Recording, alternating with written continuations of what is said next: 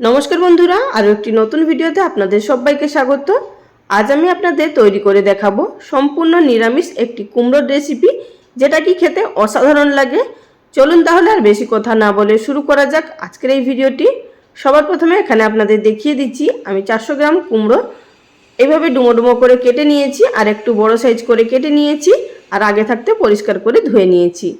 আর নিয়েছি তার সাথে দুটো মাঝারি সাইজের আলু, সেগুলোকে কিন্তু কুমড়োর থেকে ছোট সাইজ করে কেটে নিয়েছি। আর অবশ্যই কিন্তু এই রান্নার মধ্যে কুমড়োর খোসা ছাড়াবেন না, কুমড়োর খোসা রেখেই করবেন, খেতে বেশি টেস্ট হবে। তো সবার প্রথমে গ্যাস ওভেনের উপরে একটি কড়াই বসিয়ে দিয়ে দিলাম 1.5 টেবিল চামচ পরিমাণ সর্ষের তেল, দিলাম 1/4 টিস্পুন পরিমাণ হলুদের গুঁড়ো। তেল গরম হয়ে যাওয়ার পর আগে থাকতে কেটে ধুয়ে রাখা কুমড়ো এবং আলু একসাথে দিয়ে দিলাম। এবার গ্যাসের ফ্লেম লোতে থাকা অবস্থাতে দিয়ে দিলাম এর মধ্যে 1/2 টিস্পুন পরিমাণ নুন, বা স্বাদ অনুযায়ী বা কুমড়ো আলু বুঝে দিতে হবে। এখানে নুনটা দিয়ে দেওয়ার পর গ্যাসের ফ্লেম মিডিয়াম টু হাইতে থাকা অবস্থাতে প্রথম অবস্থায় মিনিট 2 মতো আমাদের ভেজে নিতে হবে। ততক্ষণে আমরা এখানে একটি মশলা তৈরি করে নেব। তার জন্য অপর দিকে শিলনোড়ার মধ্যে নিয়েছি 1 ইঞ্চি আদা ছোট টুকরো করে দুটো, আর তার সঙ্গে নিয়েছি 2টি কাঁচা লঙ্কা, আর নিয়েছি এখানে কিছুটা পরিমাণ ধনেপাতা। অবশ্যই কিন্তু ডান্ডি সহ ধনেপাতাটা নেবেন, তাহলেই কিন্তু রান্নার টেস্ট বেশি ভালো হবে। এবার এই সমস্ত উপকরণগুলোকে ভালোভাবে আমাদের থেতো করে নিতে হবে। এটি কিন্তু বাটলে বা মিক্সিতে পেস্ট করলে হবে না, এইভাবেই থেতো করে নিতে হবে, তবেই কিন্তু রান্নার মধ্যে টেস্ট খুব ভালো আসবে। তো আমার এখানে মশলাটা থেতো করে নেওয়া হয়ে গেছে। এবার এটিকে তুলে নেব একটি বাটির মধ্যে। মশলাটা তুলে নেওয়ার পর অপর দিকে আমরা যে কুমড়ো আলুটা ভাজতে বসিয়েছিলাম সেটা 2 মিনিট মতো ভাজা হয়ে গেছে। এবার গ্যাসের ফ্লেম একেবারে লোতে করে দেব, আর ঢাকা দিয়ে আমরা রান্না করে নেব কুমড়ো এবং আলুর উপরে যতক্ষণ না একটা হালকা লালচে কালার চলে আসছে, আর কুমড়ো আলু যতক্ষণ না প্রায় 60 থেকে 70% অবধি সিদ্ধ হয়ে যাচ্ছে ততক্ষণ অবধি ভেজে নিতে হবে। তো এখানে আপনারা দেখতেই পাচ্ছেন যে কুমড়ো আলুর মধ্যে হালকা হালকা লাল কালার চলে এসছে এবং অনেকটাই কিন্তু প্রায় সিদ্ধ হয়ে এসছে। এবার এই কুমড়ো আলুগুলোকে আমাদের তেল থেকে তুলে নিতে হবে। অবশ্যই কিন্তু মনে রাখবেন সম্পূর্ণ ভাজা যাবে না।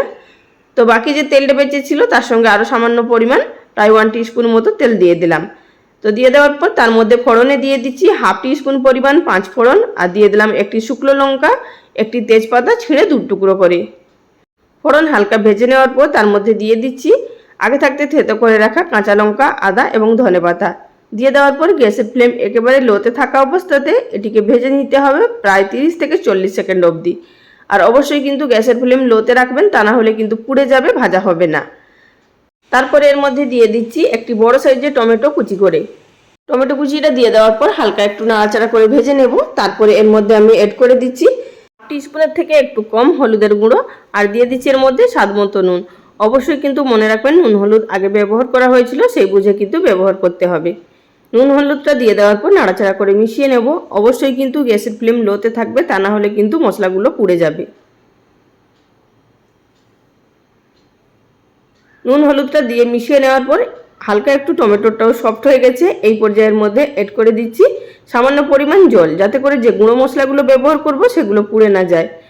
জলটা দিয়ে মিশিয়ে নিলাম। এবার এর মধ্যে এড করে দিচ্ছি 1/2 টিস্পুন পরিমাণ লঙ্কা গুঁড়ো। ঝালটা অবশ্যই নিজেদের টেস্ট বুঝে দেবেন, আগে কিন্তু কাঁচা লঙ্কা ব্যবহার করা হয়েছিল। দিয়ে দিলাম 1/2 টিস্পুন পরিমাণ জিরে গুঁড়ো, 1/2 টিস্পুন পরিমাণ কাশ্মীরি লঙ্কার গুঁড়ো, এটি কালারের জন্য ব্যবহার করলাম। এবার এই সমস্ত উপকরণগুলোকে খুব ভালোভাবে মিশিয়ে নেব এবং যতক্ষণ না তেল ছেড়ে আসছে ততক্ষণ অবধি কষিয়ে নেব। তো আমার এখানে মশলাটা খুব ভালোভাবে ভাজা হয়ে গেছে। এই পর্যায়ের মধ্যে এড করে দিলাম আগে থাকতে ভেজে রাখা কুমড়ো এবং আলু। আলু আর কুমড়ো দিয়ে দেওয়ার পর ভালোভাবে নাড়াচাড়া করে মিশিয়ে নেব বা ভেজে নেব। অবশ্যই কিন্তু গ্যাসের ফ্লেম লোতে থাকবে। বন্ধুরা, এছাড়াও আমার চ্যানেলে প্রচুর প্রচুর নতুন নতুন রেসিপি আপলোড করা আছে, আপনারা চাইলে সেই সমস্ত রেসিপিগুলো দেখে নিতে পারেন। আশা করছি আপনাদের রেসিপিগুলো দেখার পর ভালো লাগতে পারে। তো বন্ধুরা, আমার এখানে কুমড়ো এবং আলুটা খুব ভালোভাবে কষিয়ে নেওয়া হয়ে গেছে। এই পর্যায়ের মধ্যে এড করে দিচ্ছি পরিমাণ মতো জল। আপনারা যেভাবে গ্রেভি রাখবেন সেই অনুযায়ী কিন্তু জলটা ব্যবহার করবেন। আর কুমড়ো আলুটা ঠিক এইভাবেই কিন্তু লো ফ্লেমে কষিয়ে নিতে হবে, তবেই কিন্তু এই রান্নার টেস্ট আসবে। আমি এখানে প্রায় 1/2 কাপ পরিমাণ জল এড করছি, খুব বেশি গ্রেভি রাখবো না। আপনারা যদি গ্রেভি রাখেন জলের পরিমাণটা বাড়িয়ে দেবেন। জলটা দিয়ে দেওয়ার পর ভালোভাবে নাড়াচাড়া করে মিশিয়ে নেব। তারপর এটিকে আবারও গ্যাসের ফ্লেম লোতে থাকা অবস্থাতে ঢাকা দিয়ে আরও 2 থেকে 3 মিনিট মতো রান্না করে নেব। যতক্ষণে এটি রান্না হচ্ছে ততক্ষণে আমরা অপর দিকে আরও একটি মশলা তৈরি করে নেব।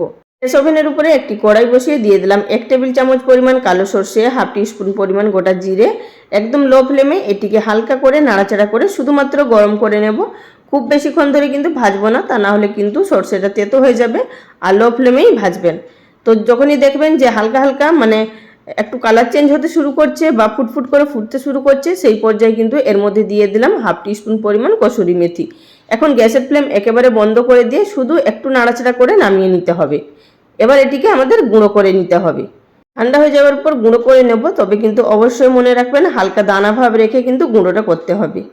অপরদিকে আমরা যে রান্নাটা হতে দিয়েছিলাম সেটিও কিন্তু প্রায় 2 থেকে 3 মিনিট হয়ে গেছে।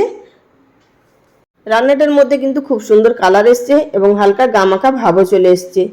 আপনারা চাইলে এখানে আলু কুমড়ো হালকা একটু ভেঙে দিতে পারেন যাতে আরও একটু ঘন হয়ে যায়, তবে আমি কিন্তু আর ভাঙবো না, এতে করে কিন্তু অনেকটাই ঘন আছে। তো যাই হোক, এবার সব শেষে দিয়ে দিচ্ছি যে মশলাটা গুঁড়ো করে রেখেছিলাম। তো সেখান থেকে আমি 1.5 টেবিল চামচ পরিমাণ এর মধ্যে দিয়ে দিচ্ছি। অবশ্যই কিন্তু এই মশলাটা একদম শেষে ব্যবহার করবেন, এতে করে ফ্লেভার এবং টেস্ট দুটোই খুব ভালো হবে। মশলাটা দিয়ে দেওয়ার পর নাড়াচাড়া করে মিশিয়ে নেব এবং গ্যাসের ফ্লেম বন্ধ করে দিয়ে 10 মিনিট মতো স্ট্যান্ডিং টাইমে রেখে দেব।